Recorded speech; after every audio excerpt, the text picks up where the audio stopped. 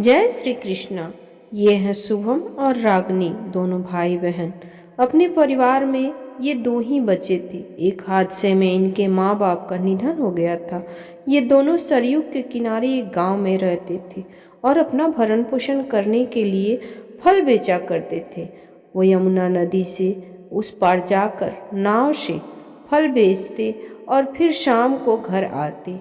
ऐसा करके वो दोनों भाई बहन अपनी जिंदगी का गुजर बसर कर रहे थे। एक दिन दोनों फल बेचने गए। बहुत जल्दी फल बिक गया। फिर शुभम बोला, रागनी, आज तो बहुत जल्दी फल बिक गया। देखो वहाँ मंदिर में कथा हो रहा है, चलो हम दोनों थोड़ी देर के लिए कथा सुनते हैं। उसके बाद दोनों मंदिर की तरफ जाते हैं। रागनी, तुमने कभी कथा सुना है? मैंने तो कभी नहीं सुना है। पता नहीं कथा में क्या होता है, किस भगवान की चर्चा होती है। फिर दोनों जाकर बैठ जाते हैं और गुरुजी बोलते हैं, भक्तों, जिसने भगवान श्री कृष्ण से प्रेम नहीं किया उसका जीवन बेकार है। भक्तों, राधे श्याम जपते रहोगे तो भव से पार हो जाओगे। वे दोनों वहां से कथा सुनने के बाद नदी के किनारे जब आए तो लेट हो जाने के कारण वहां एक भी नाव नहीं थी। फिर शुभम को गुरुजी की बातें याद आई। रागनी, गुरुजी कह रहे थे कि राधा कृष्ण करते हुए हम भव से पार हो सकते हैं, तो हम ये छोटी सी नदी क्यों नहीं पार हो सकते हैं? उसके बाद दोनों राधा कृष्ण राधा कृष्ण राधा कृष्ण राधा कृष्ण राधा कृष्ण नाम जपते हुए वो नदी पार कर गए। फिर उन दोनों को खुशी का ठिकाना नहीं था। घर पहुंचकर रागनी बोली, भैया, हमने गुरुजी की बात मानी तो कितना फायदा हुआ। अब हमें नाव से पार करना भी नहीं पड़ेगा और पैसा भी नहीं लगेगा।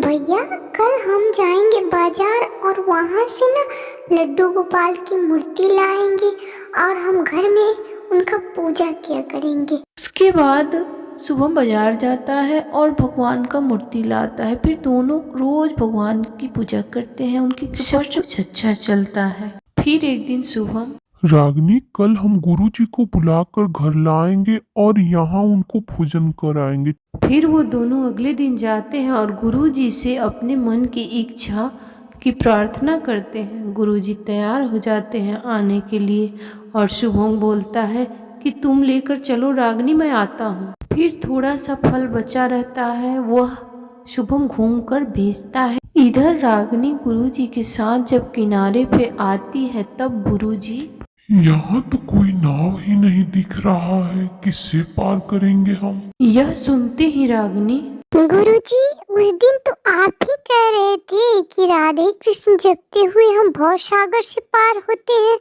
उस दिन से हम और भैया तो रोज राधे राधे करते पार हो जाते हैं। ये बात कहने के बाद रागनी राधे कृष्ण राधे कृष्ण। अरे गुरुजी कहाँ रह गए? पीछे मुड़ के देखती है तो गुरुजी भाग रहे होते हैं। फिर वो किनारे आती है। बाप रे बाप, भागो, मैं किस चुड़ैल के पाले पड़ गया, भागो भागो। रागनी वहां से आती है और गुरुजी को पकड़ के फिर पानी में चल देती है।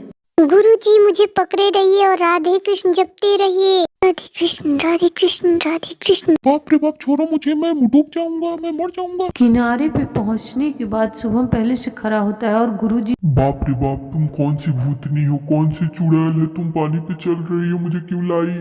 गुरुजी, मैं कोई भूतनी कोई चुड़ैल नहीं हूँ, मैं आपकी शिष्या हूँ। आपने उस दिन कहा था वही करती हूँ मैं, और मैं नदी पार कर जाती हूँ। उसी समय अरे रे रे रे, कृष्ण भगवान कहाँ से?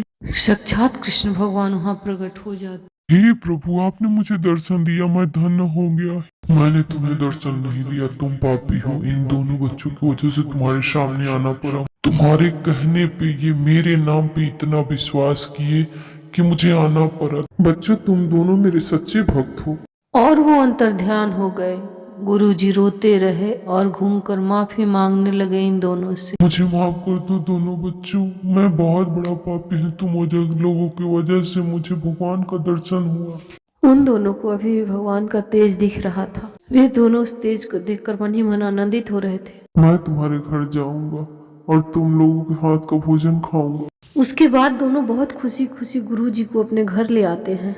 दोनों श्रद्धा से बैठा कर गुरुजी को भोजन कराते हैं और गुरुजी रोते हुए उन दोनों का शुक्रिया अदा करते हैं और आशीर्वाद देकर जाते हैं। दोस्तों, विश्वास और भक्ति से हम ईश्वर को प्राप्त कर सकते हैं। धन्यवाद।